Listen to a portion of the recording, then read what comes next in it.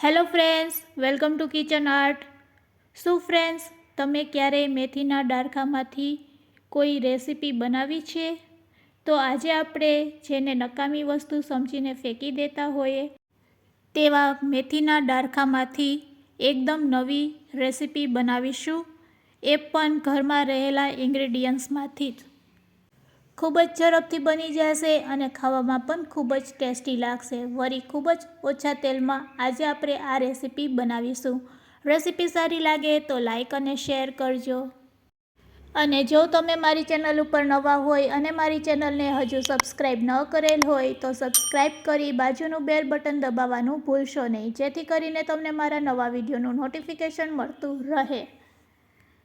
તો સૌપ્રથમ આપણે એકદમ ફ્રેશ કોથમીર લેશું, જેના ડાળખા એકદમ સરસ આવા લીલાછમ હોય. તો આપણે પહેલાં કોથમીરને સાફ કરી લેશું અને આ રીતે ડાળખાને ભેગા કરી લેશું. તો ફ્રેન્ડ્સ, તમે જોઈ શકો છો આ ડાળખા છે એ એકદમ લીલાછમ છે અને હેલ્ધી છે. ડાળખામાં રહેલા રસથી આપણી આંખો ખૂબ જ સારી રહે છે. તો અહીંયા કોથમીરના ડાળખા છે તે પણ ખૂબ જ હેલ્ધી હોય છે અને શરીર માટે ખૂબ જ ફાયદાકારક હોય છે. તો હવે આપણે કોથમીરના પાન છે તે સાઈડમાં રાખી દઈશું અને આજે આપણે તેના ડાળખામાંથી એક રેસીપી બનાવીશું. અને મારી ગેરંટી છે કે આ રીતે એકવાર રેસીપી જોયા પછી તમે ક્યારે પણ કોથમીરના ડાળખાને નકામા સમજીને બહાર નહીં ફેંકશો. તો આ રીતે આપણે ડાળખાને સાફ કરી લીધા પછી હવે તેને આપણે કટ કરશું. તો મેં અહીંયા થોડાક મેથીના પણ ડાળખા લીધેલા છે અને સાથે સાથે અહીંયા આપણે ધાણા ભાજીના પણ ડાળખા લેશું અને બંનેને સારી રીતે એકદમ ઝીણા ચોપ કરી લેશું. ચાકુની મદદથી આ રીતે પહેલાં મેથીના ડાળખાને આપણે કટ કરી લેશું અને પછી આપણે કોથમીરના ડાળખાને પણ આ રીતે જ કટ કરી લેશું. તો મેં મેથીના ડાળખાને આ રીતે એકદમ ઝીણા ચોપ કરી લીધા છે. તે જ રીતે હવે આપણે કોથમીરના ડાળખા લેશું અને તેને પણ આ રીતે એકદમ બારીકાઈથી ઝીણા ઝીણા ચોપ કરી લેશું, સમારી લેશું. તો અહીંયા મેં બંને ડાળખાને આ રીતે સારી રીતે ચોપ કરી લીધા છે, સમારી લીધા છે. સમારેલા ડાળખાને આપણે એક બાઉલમાં લઈ લેશું. તો આ રીતે મેથીના ડાળખા અને કોથમીરના ડાળખાને સારી રીતે ધોઈ લેશું અને પછી તેને આપણે એક બાઉલમાં લઈ લેશું. હવે તેમાં આપણે મીડિયમ સાઇઝનું ચોપ કરેલું બટેટું એડ કરશું. એકદમ બારીકાઈથી સમારેલું હોય તેવું બટેટું આપણે લેશું. સાથે 1 ચમચી જેટલી આપણે કોબી એડ કરશું સમારેલી. સાથે સાથે તેમાં 1 મરચું સમારેલું તીખું અને મીડિયમ સાઇઝની 1 ડુંગળી સમારેલી. આ રીતે ઝીણી ઝીણી બધી વસ્તુને આપણે સમારીને એડ કરશું. હવે તેમાં આપણે સમારેલી કોથમીર એડ કરશું, 1 નાની વાટકી જેટલી. અને સાથે સાથે હવે તેમાં બાઇન્ડિંગ માટે આપણે ચણાનો લોટ લેશું. ચણાનો લોટ આપણે પહેલાં ફક્ત 3 ચમચી એડ કરશું અને ચોખાનો લોટ એડ કરશું 2 ચમચી જેટલો. જો તમારી પાસે ચોખાનો લોટ ન હોય તો તમે અહીંયા પૌવાનો પણ ઉપયોગ કરી શકો છો. પૌવાને પલાળીને તમે અહીંયા મિશ્રણમાં એડ કરી શકો છો.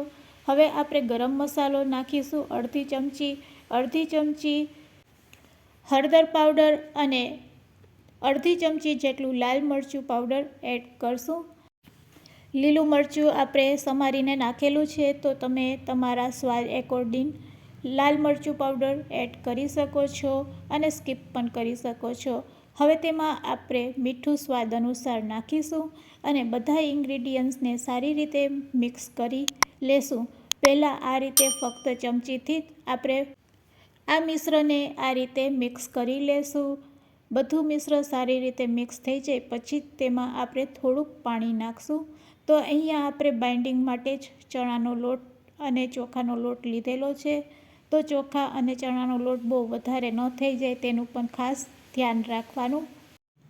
હવે આપણે તેમાં ફક્ત 1 ચમચી જેટલું પહેલાં પાણી નાખશું અને મિશ્રણને આ રીતે ભેગું કરી લેશું. પાણી નાખ્યા પછી મિશ્રણ છૂટું લાગતું હોય તો આપણે તેમાં થોડોક ચણાનો લોટ નાખી શકીએ છીએ. તો મને અત્યારે મિશ્ર થોડુંક છૂટું લાગે છે તો હું 2 ચમચી જેટલો ચણાનો લોટ નાખું છું. હવે તેને આપણે ફરીથી આ રીતે ચમચીથી મિક્સ કરી લેશું અને થોડીક વાર માટે તેને રેસ્ટ આપીશું. 5 મિનિટ માટે રેસ્ટ આપવાથી આપણે ખ્યાલ આવી જાય છે કે આપણું બેટર એકદમ પરફેક્ટ છે કે નહીં. તો આપણે 5 મિનિટ તેને ઢાંકીને રાખી દઈશું. હવે એક મિક્સર જારમાં આપણે ટોસ્ટના ટુકડા આ રીતે કરી અને બ્રેડ ક્રમ્સ રેડી કરી લેશું. જો તમારી પાસે બ્રેડ ક્રમ્સ ન હોય તો ટોસ્ટના ટુકડાને આ રીતે તમે ક્રશ કરીને તેનો પાવડર ફોર્મ બનાવી શકો છો. તો આ રીતે આપણે બ્રેડ ક્રમ્સ રેડી કરી લેશું. અને જો તમારી પાસે ટોસ્ટ ન હોય તો તમે તેની જગ્યાએ પૌવાનો પણ ઉપયોગ કરી શકો છો. પૌવાને આ રીતે તમે ક્રશ કરીને લઈ શકો છો. તો ચાલો હવે તેને આપણે એક પ્લેટમાં કાઢી લેશું. તો ફ્રેન્ડ્સ, તમે હવે સમજી જ ગયા હશો કે આજે આપણે શું બનાવી રહ્યા છે. હા ફ્રેન્ડ્સ, તમારી વાત સાચી છે. આજે આપણે કટલેસ બનાવી રહ્યા છીએ. તો બસ આ રીતે સરસ 5 મિનિટ પછી તમે બેટર જોશો તો બેટર એકદમ સરસ રેડી થઈ ગયું હશે. બેટરમાંથી આપણે થોડુંક બેટર હાથમાં લેશું, 1 ચમચી જેટલું, અને તેને આ રીતે કટલેસનો શેપ આપશું હાથેથી. અને પછી તેને આપણે બ્રેડ ક્રમ્સમાં રગદોરી લેશું. ફ્રેન્ડ્સ, ખૂબ જ ઇઝીથી આ રીતે તમે કટલેસ બનાવી શકો છો. આ કટલેસ ખાવામાં ખૂબ જ હેલ્ધી રહેશે. તો આ રીતે આપણે બધા બેટરમાંથી પહેલાં આ રીતે મીડિયમ સાઇઝની કટલેસ બનાવીને રેડી કરી લેશું. અને આ કટલેસને આજે આપણે સેલો ફ્રાય કરવાના છે. તો આ રીતે આપણે બધા બેટરમાંથી પહેલાં મીડિયમ સાઇઝની કટલેસ બનાવીને રેડી કરી લેશું. અને કટલેસ રેડી કર્યા પછી જો કટલેસનો શેપ ન આવતો હોય તો તમારે 1 ચમચી ચણાનો લોટ ફરીથી એડ કરી શકો છો. તો આ રીતે આપણે બધી કટલેસ બનાવતા જઈશું અને બ્રેડ ક્રમ્સમાં રગદોળતા જઈશું. તો આ રીતે આપણે બધી કટલેસ રેડી કરી લેશું. તો અહીંયા આપણી કટલેસ રેડી છે. હવે ગેસની ફ્લેમ ચાલુ કરીને નોનસ્ટિક તવા ઉપર આપણે થોડુંક તેલ લેશું અને ખૂબ જ ઓછા તેલમાં આપણે તેને સેલો ફ્રાય કરવાના છે. આ રીતે તવા ઉપર આપણે તેલને સ્પ્રેડ કરી દઈશું અને રેડી કરેલી કટલેસને તેના ઉપર સેટ કરી દઈશું. બધી કટલેસને આ રીતે સેટ કર્યા પછી થોડુંક તેલ ઉપરથી આપણે સ્પ્રેડ કરીશું. એકદમ લો ફ્લેમ ઉપર આપણે આ કટલેસને સેલો ફ્રાય કરશું. તો આ રીતે એક બાજુ પાકી જાય એટલે તેને પલટાવી લેશું. આ રીતે એકવાર પલટાવ્યા પછી તેને આપણે લીડથી થોડીક વાર ઢાંકી દેશું, જેથી કરીને આપણી કટલેસ છે એ એકદમ સરસ ક્રિસ્પી બનશે અને ખાવામાં ખૂબ જ ટેસ્ટી લાગશે. તો આપણી કટલેસ કાચી ન રહી જાય તેના માટે આપણે લીડથી તેને થોડીક વાર આ રીતે ઢાંકીને પકાવશું. વચ્ચે વચ્ચે તમારે લીડને એકાદ વાર ખોલીને ચેક પણ કરી લેવાનું. તો આ રીતે આપણે બધી કટલેસ રેડી કરશું. બંને બાજુ સારી રીતે પાકી જાય એટલે તેને આપણે એક પ્લેટમાં કાઢી લેશું. તે જ રીતે આપણે બીજી બધી કટલેસને સેલો ફ્રાય કરી લેશું. આ રેસીપી જો તમે ઘરે ક્યારેય ન બનાવેલી હોય તો એકવાર જરૂરથી ટ્રાય કરજો. ખૂબ જ ખાવામાં ટેસ્ટી લાગે છે. નાના મોટા સૌ પ્લેટ ભરીને ખાશે. હવે તેને આપણે થોડીક વાર આ રીતે લીડથી ઢાંકી દઈશું. એકાદ મિનિટ પછી તમે ચેક કરશો તો આપણી કટલેસ છે એ સરસ પાકી ગઈ હશે. તો બંને બાજુ સરસ આપણી ગોલ્ડન બ્રાઉન કલરની કટલેસ થાય એટલે તેને આપણે પ્લેટમાં કાઢી લેશું.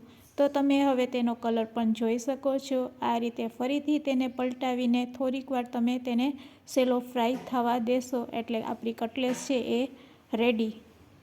તો ચાલો તેને પણ આપણે એક પ્લેટમાં કાઢી લેશું. રેડી છે આપણી ગરમા ગરમ કટલેસ સર્વ કરવા માટે. આ રીતે જો તમે ક્યારેય ટ્રાય ન કરેલ હોય તો એકવાર જરૂરથી ટ્રાય કરજો. ખાવામાં ખૂબ જ ટેસ્ટી લાગે છે. તેને આપણે ચટણી સાથે સર્વ કરીશું. આજની રેસીપી કેવી લાગી તે મને કમેન્ટ્સમાં જરૂરથી કહેજો. અને રેસીપી સારી લાગી હોય તો શેર કરવાનું ભૂલશો નહીં. Thanks for watching.